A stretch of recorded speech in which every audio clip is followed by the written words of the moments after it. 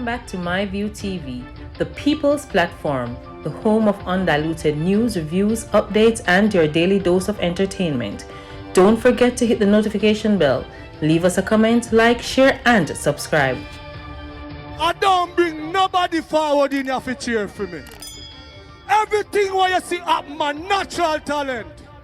Man, me tell you something. You see, when you know what to please the audience with, it's simple me. One day you'll look back and realize that you worry too much about things that don't really matter. Wagwan, my people, hope everybody okay, hope everybody alright. Give thanks to life for the gathering. Mr. People, one only for something still like a leg in the news. Kick back and relax, I'm going to tell you Wagwan pa Wagwan. A man has been charged after reported broke into his girlfriend's home before abducting her at gunpoint while she was on her way home during an incident on St. John's Road in St. Catherine on Friday. The accused is 28-year-old Nigel Pusey, a car washer from Red Pond in Fraser's Content, St. Catherine. So we'll land there. When they get rid of Cleaver because we don't want to go on the island of foolishness up there.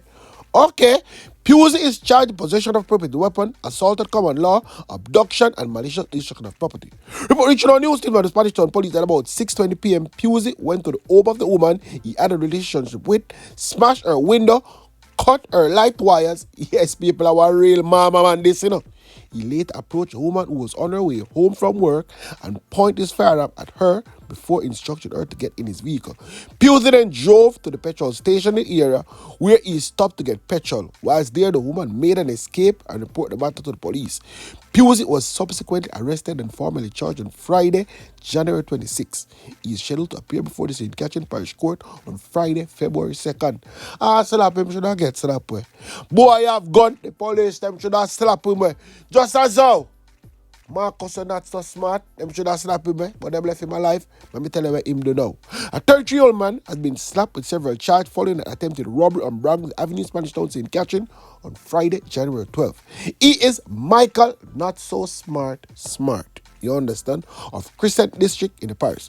Smart is scheduled to appear before the St. Catherine Parish Court on Friday, February 2nd to answer the charges of assault with intent to rob, wounded with intent, possession of a prohibited weapon, unauthorized possession of ammunition, and the use of a prohibited weapon to commit a felon. Report reaching on news team from the Spanish Town Police that the incident occurred at about 11 a.m. Smart and two other men allegedly approached two delivery workers who were parked along the roadway. Smart allegedly brandished a firearm and a struggle ensued between him and one of the delivery workers. During the struggle, one of the delivery workers received a gunshot wound to the right wrist and Smart received gunshot wound to his upper body. When the man them see people, they run left Smart. Them run left Smart. The two men them who come with him, run left him. And the delivery worker them just take a gun, can't give the police them for them slap the boy and I made back with it. Them not do that. Yes, and that them should just slap out the whole I made back. I make the police them come pick up pieces off I grog. You understand? Mara everywhere. But guess what go on now? May I move on to the news because they charge Gary. A Kingston man has been arrested and charged with assault, occasional bodily harm, and malicious destruction of property after he allegedly hit a 14-year-old boy in the face. One boxing, and I'm facing up people.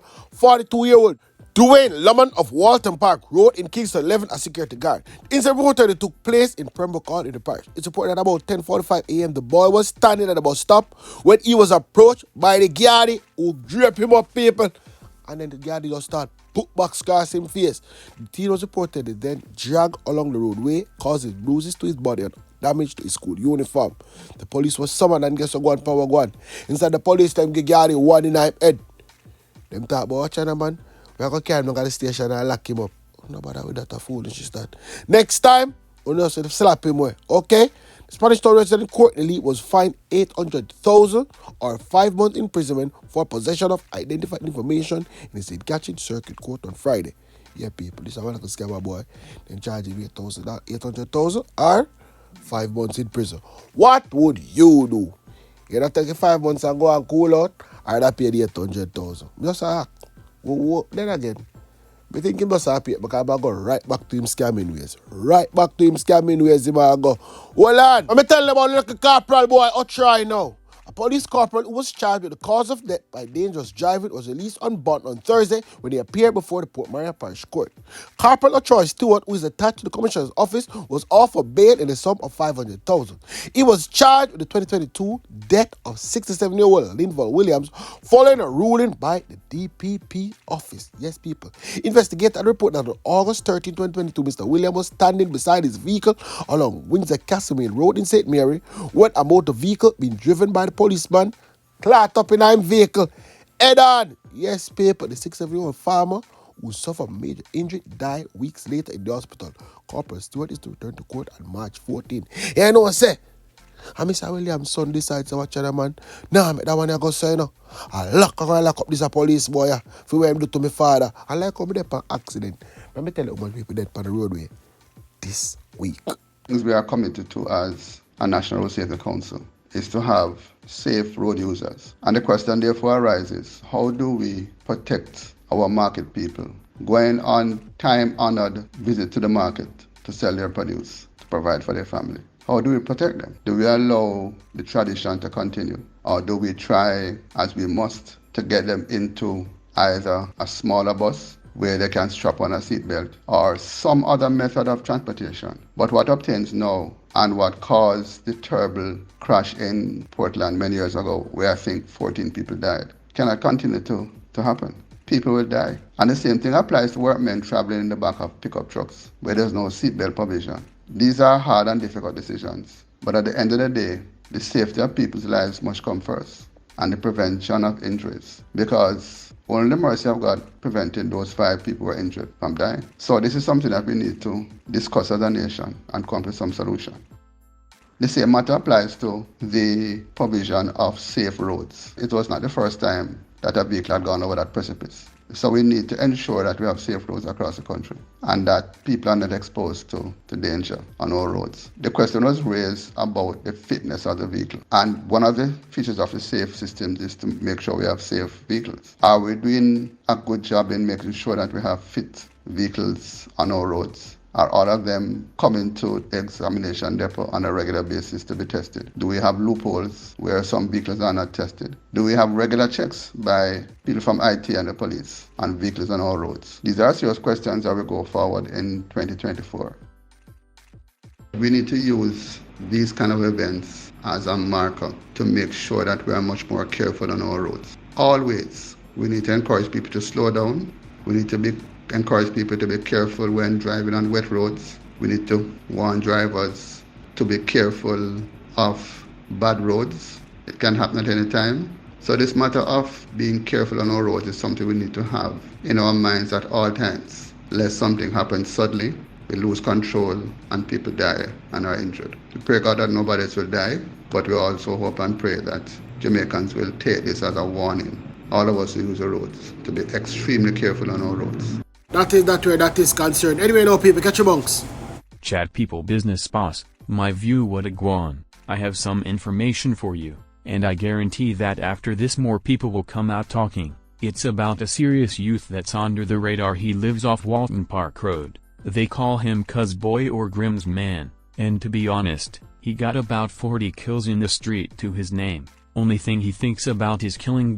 We need to get him off the streets. Last year police almost killed him on Hagley Park Road, but somehow he only got lock up, pay money, and now on the road again. When you speak of corruption and people don't believe, tell them to check about this incident. This boy is one of the most dangerous, unknown killer in Jamaica right now. He was said to be the Ratbat gang Don right hand, but that's up for debate. He is responsible for a lot of murders.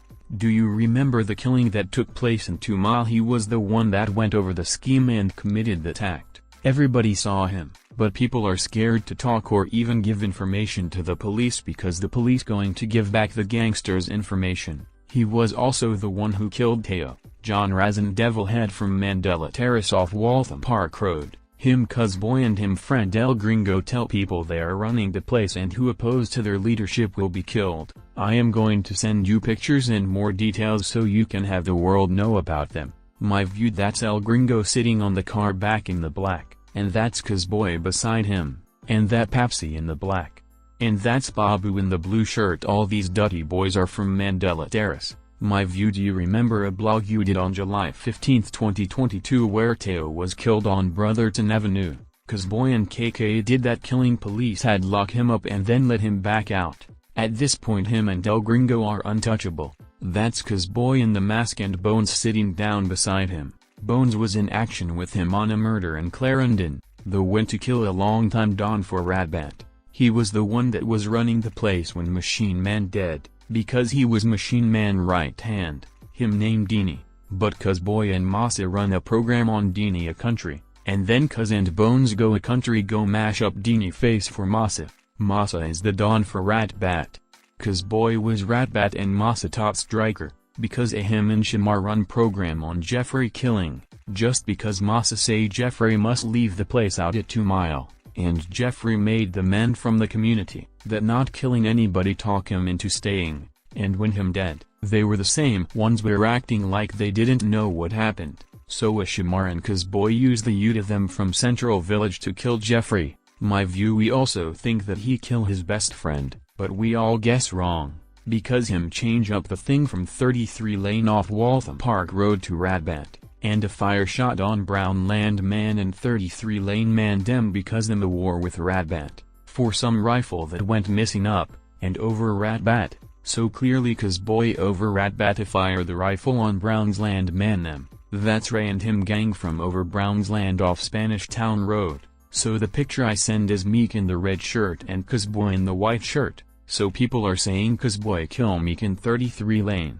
but I don't feel CuzBoy would have killed Meek even though the switching Gąng, Meek was still calling him and speaking with him over the phone, but CuzBoy was so busy in 2 Mile doing all this killing all around for stepping up in power. My view. These are very dangerous youth, Meek and him grow up together, so I don't think he would kill him, but the rest of his friends did it. It was Rasta and Ball Game from Ratbat kill Meek in 33 lane. This is Short Man from Mandela Terrace in the red, black and gold shirt, him just come from jail about a year now, but true El Gringo in jail a CuzBoy bring gun in the place come give them, and make them a scam and go on a lot of big robbery. Do you remember the 24 million that got robbed over Old Harbor in the gas station? A CuzBoy and him friends them from Waterhouse did it, along with Short Man and him rest of friends from Mandela Terrace. All of them planned up and did it. That money was used to buy guns, new bike and car. They are now calling themselves the murder gang. They are responsible for killing Mekka. Mekka family still looking for his body. Mekka was killed because he went and sold a rifle that CuzBoy gave him to lock. Everybody was saying Shotman called the shot for him to be killed, but CuzBoy knew about it. Mekka and CuzBoy were families and Mekka think CuzBoy wanted to run the place so Mekka wanted to kill him. Thoughts evil man aka devil had he involved in Sivva killing on Mandela Terrace. So dem kill him and John Ras and Teo also known as Bad Ute. All was dead because they said that they were the ones who killed Sivva that Shortman brother. So CuzBoy and El Gringo mash up him face one early morning. To Sivva thing down at the bottom of Mandela Terrace because they up the road a war against down the road. Thanks for watching. This was a MyView TV production. Remember to share, like, comment, subscribe, click the notification bell, tell a friend for tell a friend, and remember, never bring nobody forward for cheer for him. Walk good.